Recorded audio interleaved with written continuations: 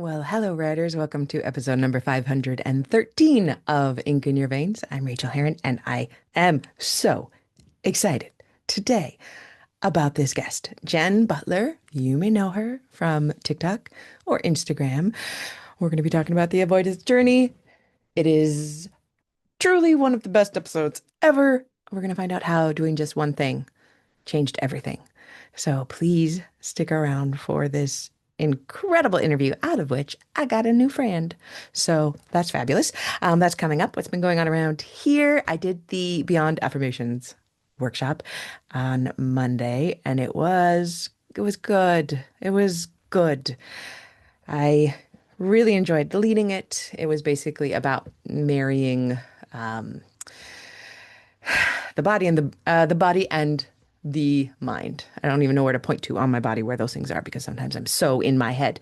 But marrying those two things in a way that makes writing easier. And people said that they got a lot out of it, and I loved teaching it. And get this. So, you know that contract that I wrote for myself where I would be writing and working less because I'm kind of a workaholic.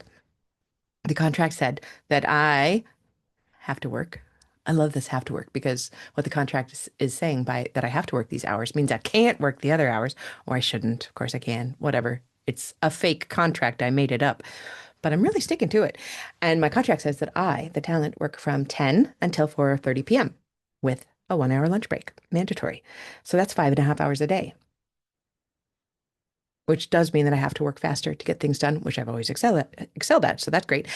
But also, it meant that over this last weekend, which was my birthday weekend, it was so much fun. I rented out half of a pinball arcade and invited friends. And if you want to have the best introvert friendly, nerdy, all your friends come to a party where there are lots of people, just bring them to the pinball arcade and have it on open play. Rent the place out, have it on open play because everybody can play. If they don't want to talk, they go play. If they do want to talk, they can talk. It was brilliant. I'm telling you, it was so fun. Anyway, over this birthday weekend, I did have to work quite a bit, just, getting the class ready, prepping the workshop, going over it, being really nervous about it, going over it with my partner.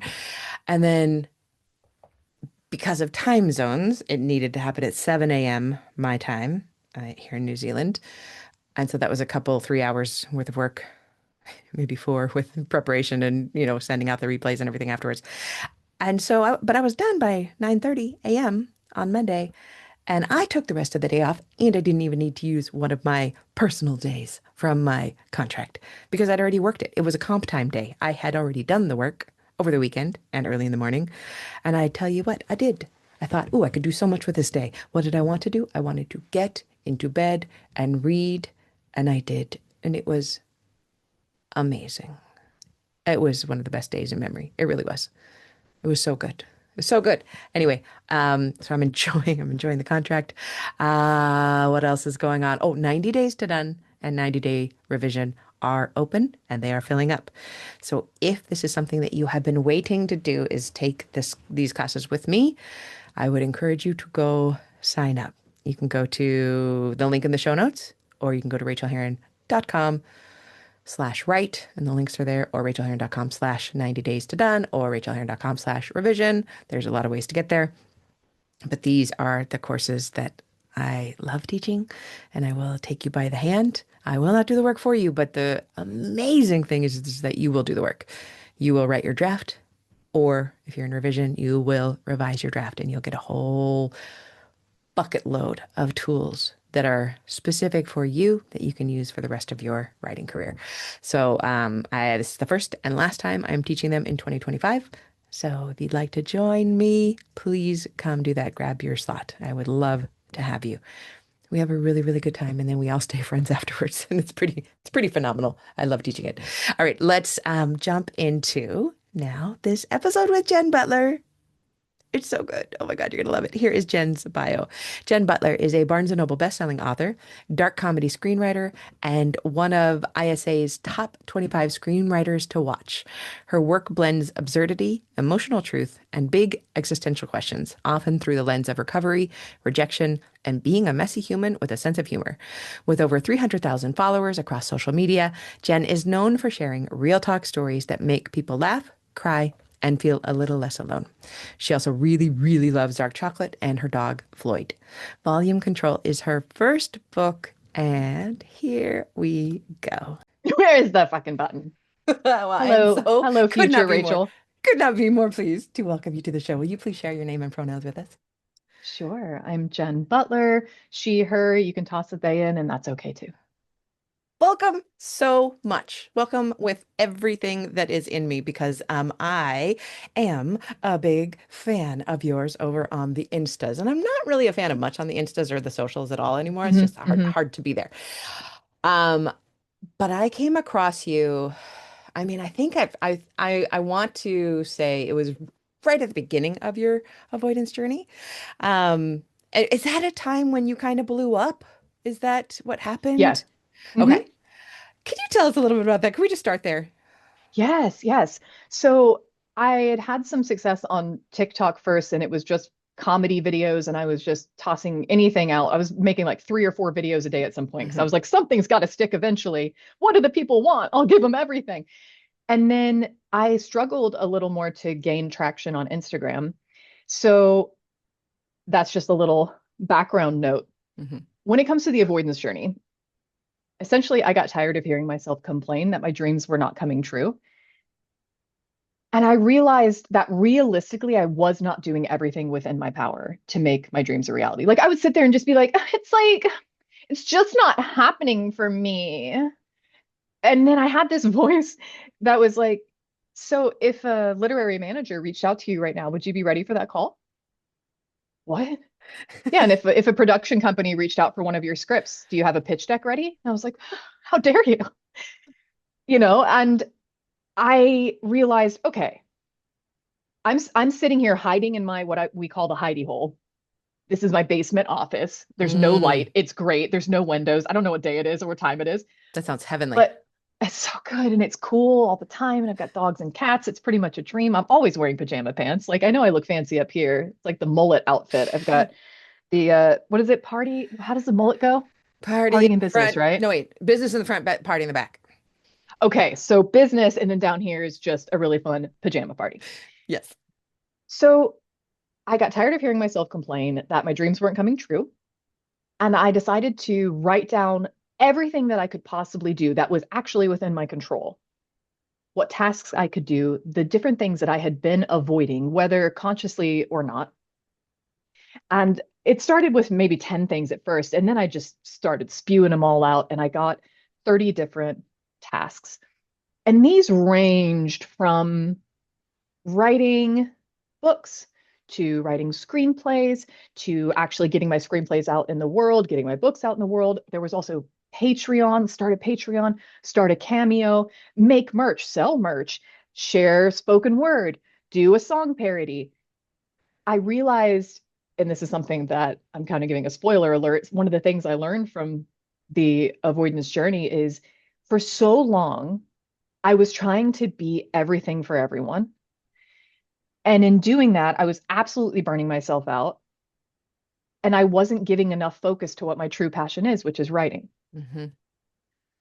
But I had to, and I got to, through the avoidance journey, try on each of these different kind of personas and different passions. Because for so long, I was like, oh, I should have a Patreon because that's what successful people do. I should have a Cameo. I should sell merch. I should.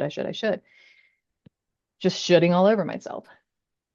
So I took the 30 different tasks, slapped them each on their own individual sticky note, put them up on a whiteboard. I'm pointing over here as if you can see it. There's a whiteboard. Exhibit A, I just can use your feel it. imagination. Yeah, we're all writers here. We're creative. So on the left side of the whiteboard, I have a to-do column and I put the 30 different task sticky notes and then I covered those sticky notes with numbers 1 through 30 at random. So I couldn't see what was behind them. And then I would have my partner pick a number. And then I'd peel back that number. And whatever that task was, I would do that task. And I love that's that you when had things, the partner do it too, so then you had somebody to get mad at. thank you. Yeah. See, Obviously, it you was get their it. fault. Right. Yeah. Exactly. And also then I couldn't, if I kind of remembered where one task was, like I didn't even want to trust any sort of subconscious Yeah. shit Yeah. going Yeah. on, no, we need someone else to help. when he wasn't here, I used those sticky hands. Do you remember those from when we were kids? I So I saw you stood do far that a away couple and I was times. like, what's that? Got the sticky note, just bringing fun into it. And yeah, over the course of 16 months, I finished all 30 tasks. And one of them was publishing my book. That's not a task, by the way. That's an That's entire not a project. task. Let's just talk about that. Volume control.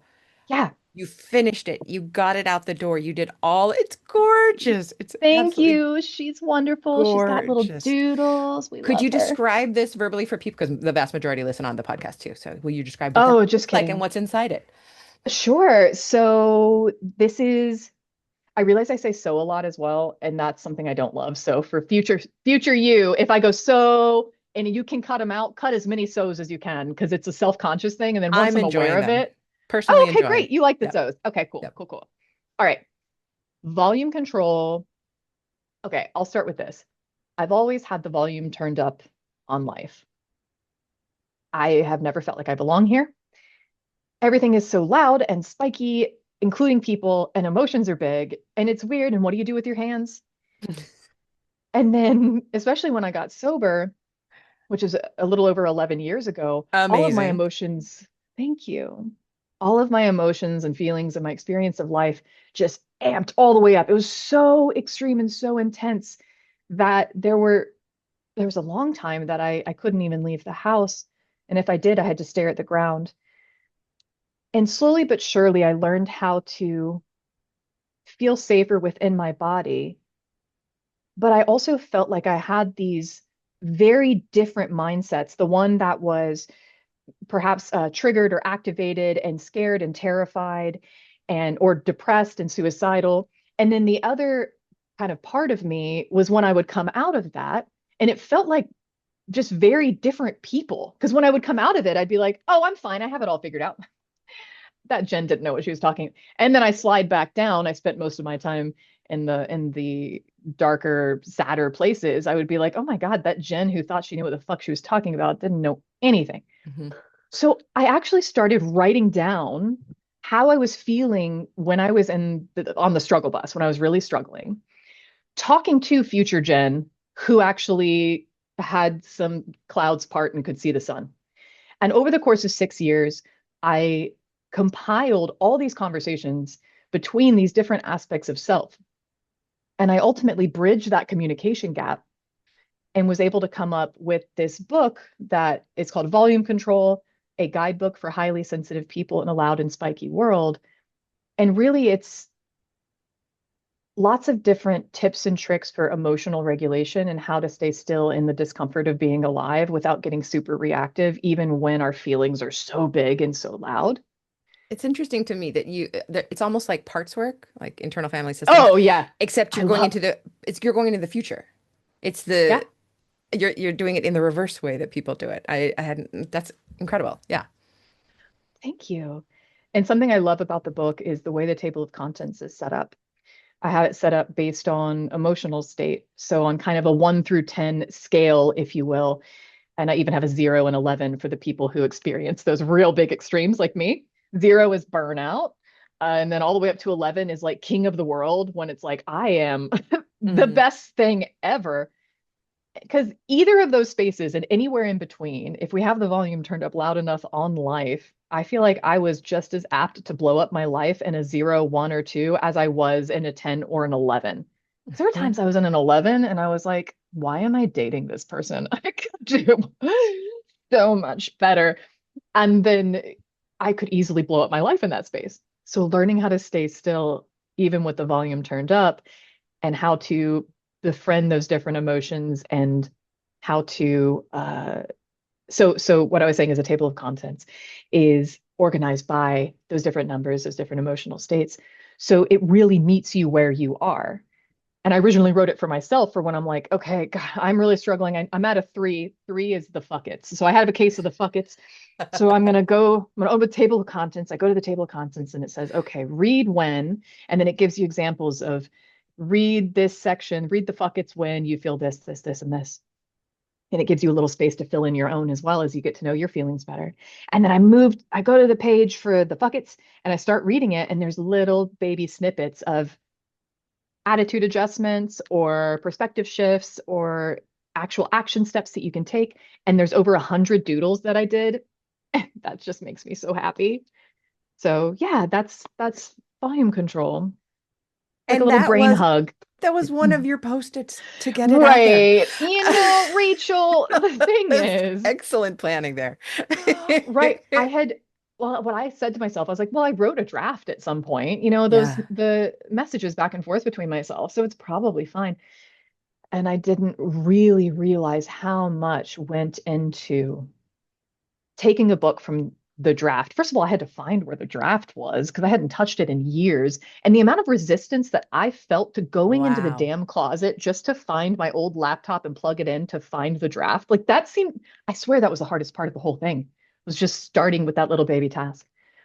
And then, of course, there's lots of the editing and rewriting and sharing with beta readers, getting their feedback, doing the doodling, formatting. Oh my God, it's such a lift.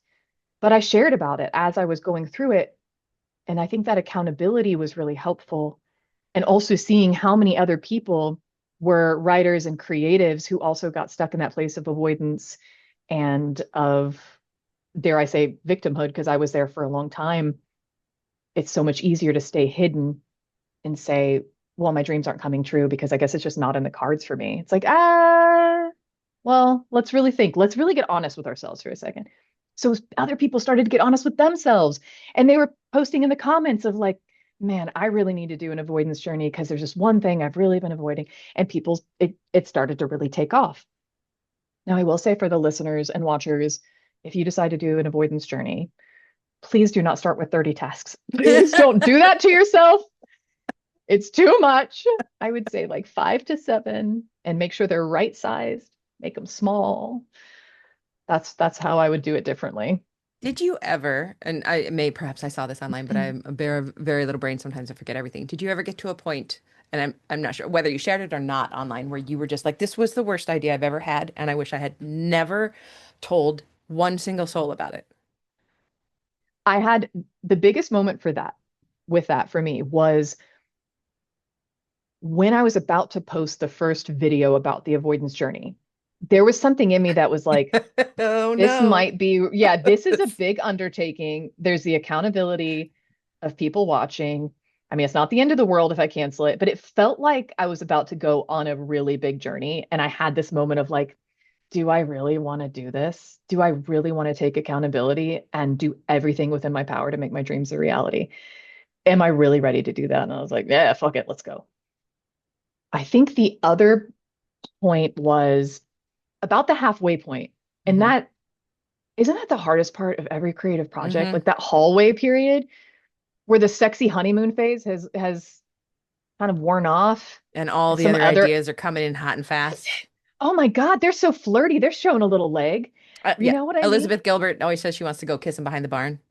Just like Yes. Yeah, hello idea, looking hot, making me feel things in my loins. And meanwhile, I'm committed to right. this idea till the end. So I had that whenever I was working on volume control to get it properly published and was continuing to work through other tasks. And roughly in the halfway point of the entire avoidance journey, I felt like nothing was happening. Because on the whiteboard, I have the to do column, like I said, over to the left. In the middle is completed. So the sticky notes scooch over when they're completed. And over to the right is a results column because I wanted to keep track of anything good that happened as a result of this Mm. journey so that I could have evidence of, hey, guys, it turns out if you do everything in your control to make your dreams a reality, the universe is going to meet you where you are. But for a while, it didn't seem like anything was gaining traction. And I felt like I was just tossing things out into the ethers. And I think we all deal with that as creatives too, Hmm. where it's like, I'm just pouring myself out there, like, where the fuck are my people? And why isn't this catching? And nothing's happening. And so I got caught in that sticky victimhood again. And it kind of got to like, well, what is the point if it's not working? And then I want to say, I imagine I'm getting the timelines wrong, but oh, whatever. A handful of months after that lull, the hallway period, really cool things started to happen. And I realized that there was about like a 6 to 8 month turnaround on some of these Mm. tasks. And what I mean by that is like one of them, I wanted to reach out to Shakti, which is an acupressure mat with these Oh, I little love it. spikies. I do the Oh, pillow dude, every single night. I love a Shakti mat. And and just to say, I do have a discount code, by the way. I don't know if I can tell. I mean, I'll Nice. tell you. Yeah. Yeah, So if yeah. you want, Shoot it yeah. to me and I'll put it in the show links because it is Okay, really cool. tremendous. Yes, it has been very helpful. It resets my nervous system every time. And so I reached out to them. That one of the tasks was reach out to Shakti to see if they want to do a paid partnership. I reached out and they said no. And I was like, well, okay. Another big part of this is me really putting myself out there with the avoidance journey and getting more and more comfortable with the absolute hell that was rejection. And then it was 6 to 8 months after having reached out to them that they actually reached out to me because a handful, I guess, of followers had commented and tagged them and actually, yeah, gone and submitted my information to them. Like, you really need to check out this Jen girl. They saw my avoidance journey, loved it so much. And then we did a paid collaboration for 4 months together. And I didn't have to reach out again. It was like I Amazing. planted the Right. seed 6 to 8 months prior. And then I was like, well, I tried. Right. And you forgot about it. And I Done. forgot about it. Didn't Yep. think about it anymore. Of like, oh, it really sucks. It didn't work out, but okay, it didn't work out. I tried. On to the next thing. And then all of a sudden, the opportunity finds me. And that started happening a lot of tasks from 6, 8, 10 months ago. All of a sudden, like these miracle moments were happening where the results section of my board got so full that I actually had to reorganize the entire board to move the other two sections over to the left to make them really skinny. And the results actually went off onto the wall. There were That's so many amazing gorgeous. things happening. Oh, yeah. Oh my God. So let me Yeah. ask you, how, we're not going to touch any of the questions I sent you. How has That's perfect. this, It's totally fine. how has this shifted the way you approach writing as a Oh, I writer love that now? you asked that. I love that you asked that. Okay. As I was saying earlier, when I first started on the TikTokies, I was just pouring myself into multiple videos a day, trying different trends, trying to kind of emulate what other people were doing. And I did that a lot with this avoidance journey, and just how I showed up in life as well was trying to be everything to everyone. And what I really got to see throughout the journey is as I did a task, I was really trying on that persona or that passion or whatever the hell it was, that task. Hmm. And I started to be able to tell the difference between what lit me up and what did not. Mm. Before I really struggled with that. I was like, I don't know what's the right thing to do. What's the right thing to bring me success? I will do that thing. Where's the syllabus? I just want the A plus. And what I realized is by the end of it, after 30 tasks of all over the place, I was like, no, writing is my thing. Writing is my thing. So that really solidified my commitment to writing. I've always known I was a writer, but I was like, that can't just be that, right?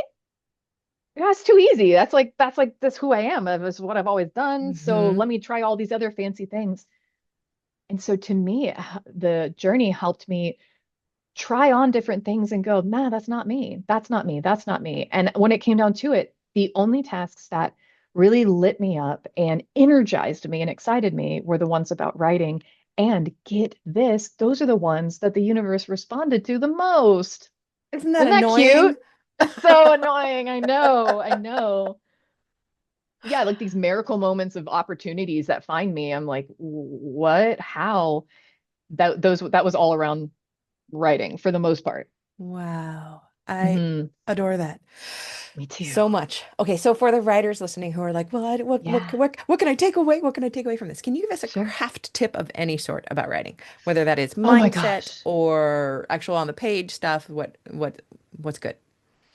Yes. So for the first, I would say 3 years that I was with my partner, I would have just a typical existential crisis, typical Tuesday, face Daily, yeah. first on the yeah, no, yeah, face first on the living room floor.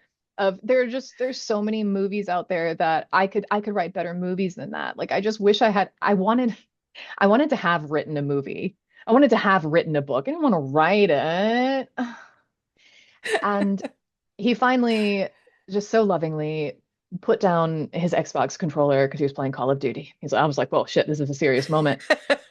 And he was like, listen, you have been saying this same thing. You've had this same complaint for the 3 years that I've known you, and you have yet to write a screenplay, a single page Damn of a screenplay. it. I And know, you right? didn't hurt him.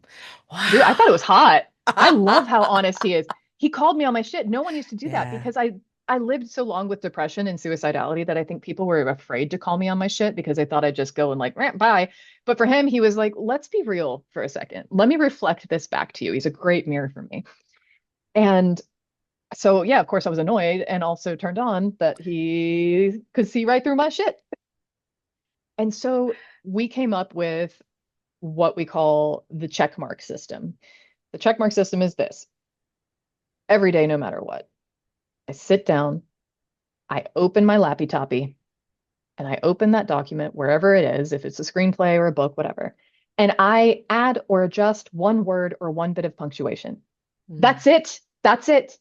Not like you got to sit down for an hour a day, because what we'll do is we'll have the honeymoon period with that new habit. Oh my God, it's so sexy. I Hmm. love it. And then 2 weeks in, oh, my tummy hurts. There's a new episode of Top Chef. Let me just skip a day, skip a day, skip a day.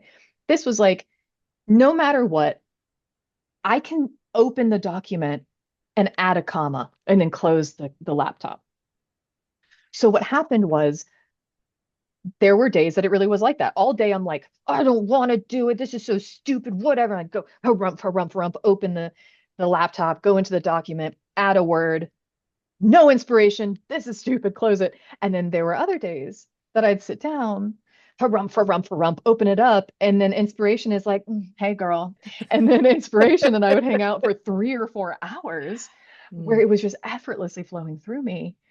And so I think that the checkmark system was actually helping to build trust with my relationship with my creativity. Mm. Because before that, think of it this way, like I was just asking, I wanted so much from my creativity. It's like, I want you to give me an award-winning screenplay, but I don't want to have to work on it. I just want you to give that to me. And so I had to slowly rebuild that relationship. And the checkmark system is something that's attainable by anyone. And I did that every single day. And then within a year, I had written my first screenplay. And so that, Incredible. I yeah, talk a lot on the show about like the minimum viable product of that's it. any kind. And I do 15 minutes a day on the project that I'm working on. And then for some Okay, people, we show have talked off. about, I know, right? And then in times in my life, I've only been able to do 5 minutes. And I've always thought maybe that 5 minutes is the minimum, but you have just reset everything I know, because it is exactly the same to do 5 minutes as it is to do one piece of punctuation. It is just showing up and being in the place where inspiration can find you if she chooses to pass through the room while you're Yep, there. And if she doesn't, then you get to go back to Top Chef. But that is that's just exactly it. adjusted everything. That, and may I ask you, do you keep these checkmate check what are they called? Check marks in place? Do you store them? Do you use stickers? Do you, Just or is it in just just in in your my head? mind palace. Although my best friend is like, why don't we have more gold stars as adults? And I think that's I really what we're live missing. for gold Uh, stars. yeah. Yeah. Do you actually give yourself gold stars? Do you really I have them like I little I really stickers? have, and I'm actually have like the favorite ones are the Mrs. Wait, I'm just going to show you Mrs. Grossman's Yes. minis. Somebody told me they might not make them, but they must still make them. I refuse That's to believe it. They'll be incredible. on eBay. And they're minis, but they are the sparkliest. It's hard to tell here, but they're the sparkliest stars you'll ever see. Mrs. Grossman's mini gold stars. Perfect. Perfect. There you go. So the check mark system was little baby accountability with my partner, and with myself, and then also rebuilding that relationship with my creativity. But if someone is really visual and wants to do a check mark, they could. I also have a habit tracker on my phone that I didn't use for this, but I do now use for writing, where it's like, hey, I want to work on my screenplay 3 times a week, and I've got it, my little habit tracker, and I go and I check it off. Perfect. Perfect. Yes. I'm so about this. So now you are working on the next book. Is that correct? Yeah. You want to tell us a little bit Okay. about that, please? Yeah. So you can see that I light up, and maybe people could Yes, hear you that I do. that I lit up as well. Volume control helped open a lot of doors. And there are certain things that have been happening that have felt effortless. And I think that what's starting to happen is what I used to call absolute bullshit, which was like, follow your dreams, then doors will appear where there were once walls. Because I felt like I was working so hard. Yeah. Where's these doors? Where's the Hmm. doors? But I think part of it was I was not I wasn't standing at one wall for long enough because I would go like knock on it and go and try something else, knock on that, knock on that. So by really honing in my focus on writing and just getting clear on like that's my focus, that's who I am, and also getting clear on the message of it's more than just my experience of life has been more than just hypersensitivity. I genuinely have struggled to stay on earth because I didn't feel like I belonged here. It didn't feel like home. So chronic suicidality is something that I dealt with for 20 plus years, and it was Hmm. fucking hell. And there was part of me that was really afraid to talk about it for a while because it's very censored online. Your content can get shadow banned. I also was afraid, what if I start talking about this? I get a big following and then I like fall back into that dark place and Hmm. I can't get out. What if I get a big following and it's a bunch of people who are stuck in that dark place and they want me to save them? And what I was just so afraid of the bad that could happen from me owning that part of myself openly and sharing about it. And then something happened after the avoidance journey, getting really clear on, okay, writing is what I'm here to do. And then there were a couple of weeks that I really took a break from any content or any output because it felt like stuff was being rearranged within me. And this is when more of those opportunities started finding me. I randomly commented on someone's video on Instagram, which I don't normally do. I don't scroll a lot. I just like post and get the fuck off. Hmm. And I had this fangirl moment because she responded to me and she's like, "Oh my God, Jen Butler, I love your stuff." I was like, "What? I love your stuff." She ends up inviting me to a weekly meeting for content creators who are really focused on the heart and focused on bringing good stuff to social media rather Hmm. than just the drama. In our very first, the first meeting that I go to, the prompt was something like, what's something that you're really proud of that you used to struggle with? And I just straight up dove right in. I was like, well, I used to really struggle with being alive. And I told my story, and everyone's just sucked in. And one of the amazing women in this call was like, you have a book in you about this. Oh, And part of me yeah. was like, I'm so tired. I just wrote this. Go read this, right? Because I do touch on some aspects of suicidality in there. But it was very like a little bit and like being careful, talking around it. And so I have this idea for a book called Stay, Befriending the Discomfort of Being Alive. And I talked with this woman about it, and she was like, I'm putting you in touch with my agent and my publisher. And she did. And the agent and I got along swimmingly. And we chatted for a couple of weeks about do we put a let's put a book proposal together. Let's see if we're gonna vibe. And then she offered me representation. And now I'm finishing up the actual book proposal that she is sending off. We have one publisher who already said, and I quote, I love this idea so much, there's nothing you can do to fuck it up. I was like, well, that's a dream, but also challenge accepted. Really? Nothing I could do? Let me show you. But yeah, And here's let's the and thing let's say for is, people who don't know, book proposals are no easy feat. It's practically a book. It's I had it's no idea. so much work.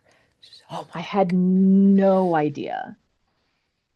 It's great because it's helping me get Yeah. really clear Yeah. on the book and it feels like I'm getting to know it really well. And oh yeah, but it's a really heavy lift. But what I'm seeing, what I'm realizing, and I knew this in my core for so long when I was really struggling to stay on Earth. I was like looking around at all of these motherfuckers out here laughing, smiling, and having a jolly old time. And I'm like, am I the only one who's feeling this way? Or is are a ton of people feeling this way and they're just hiding it like I am? And which of those is the sadder truth? That I'm the only one struggling with being human, or that all these people are struggling and are pretending they're fine? And so talking with my agent about this book idea for Stay, at first she was By the way, hearing myself say talking to my agent. Isn't that cool? Oh gosh. Yeah, that's When my really when very my cool. when I first got my agent, another client that she had made these t-shirts that only I think Laura and I had, but the shirt said "My literary agent can beat up your literary agent," and it was That's my fantastic. favorite t-shirt for forever until it wore out. But yes, go on. So you're having this I conversation. love that. Yes. And she had some natural concerns around marketing and positioning. Like, how do you position something about this heavy of a topic? And at first, we were kind of, how do we package it in a way where, and finally, I just felt it's like Elizabeth Gilbert talks about the ideas being their own separate entities. It really felt like that, and that the idea was getting pissed at me, where it's like, oh my God, you already danced around it in volume control. Please, can we just talk about the fucking thing? Because how are we going to get over the stigma if we can't talk about it? Yeah.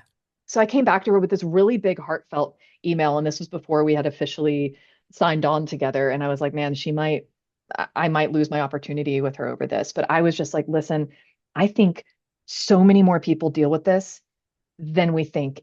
And by us really owning that this is what this book is about and sharing without any sort of fluff, I think it's going to find its audience better even at like the publishing companies, right?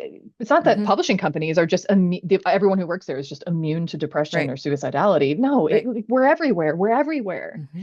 hiding behind the smiles that we've learned. And she and I essentially was like, if you're not comfortable taking that chance with your career, I get it. And she wrote back this incredibly thoughtful, wonderful response and was like, this is taking a chance, but let's do it. Like this is needed. This book is needed.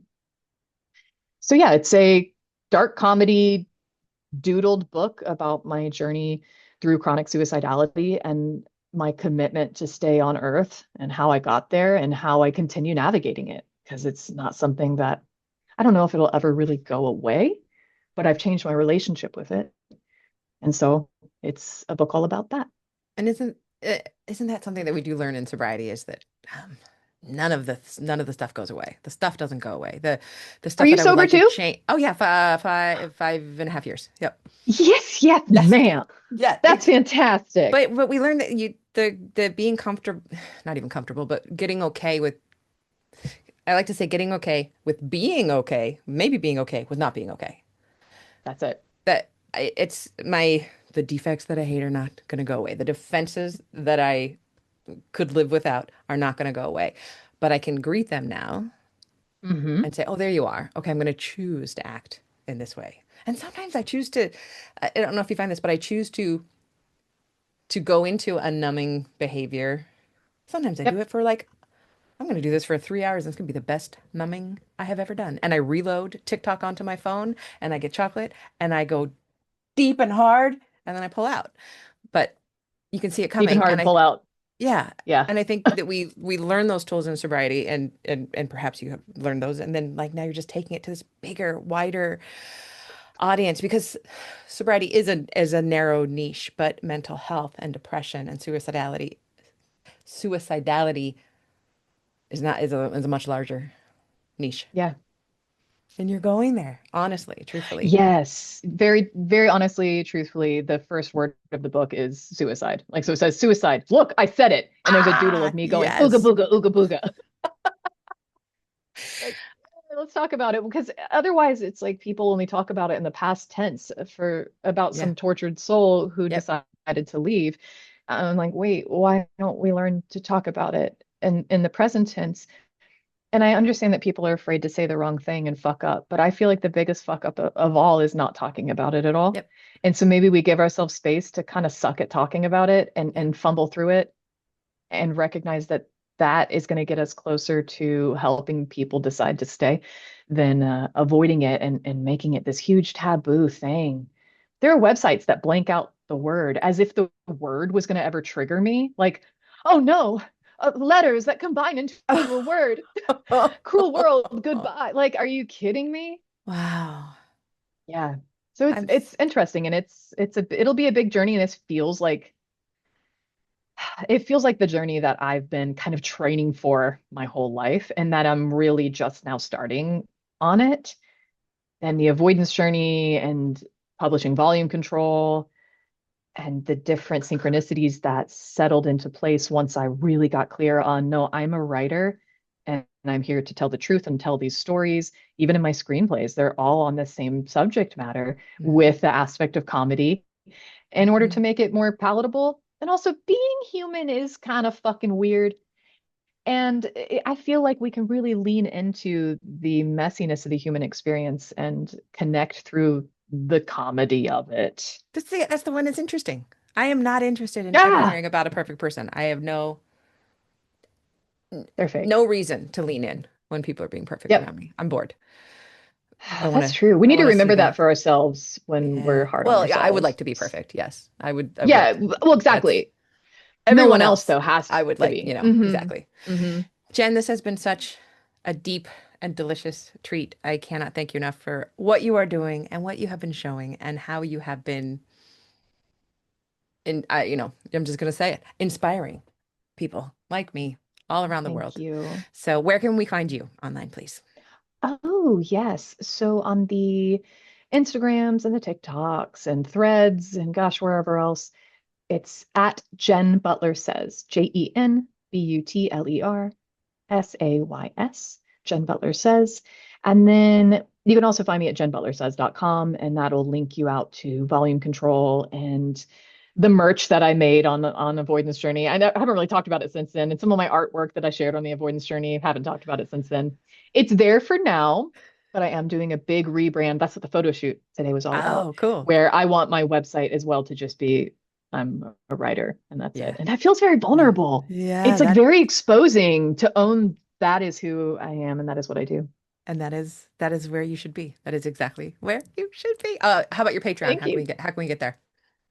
Oh, I closed that shit. Oh, Patreon was great. miserable. I did not enjoy it at all. It did not light me up. So thank you for wanting to give me money though. But it just felt like I didn't want my content to be behind a Yeah. paywall. Yeah. And anytime that someone canceled, I took it very personally.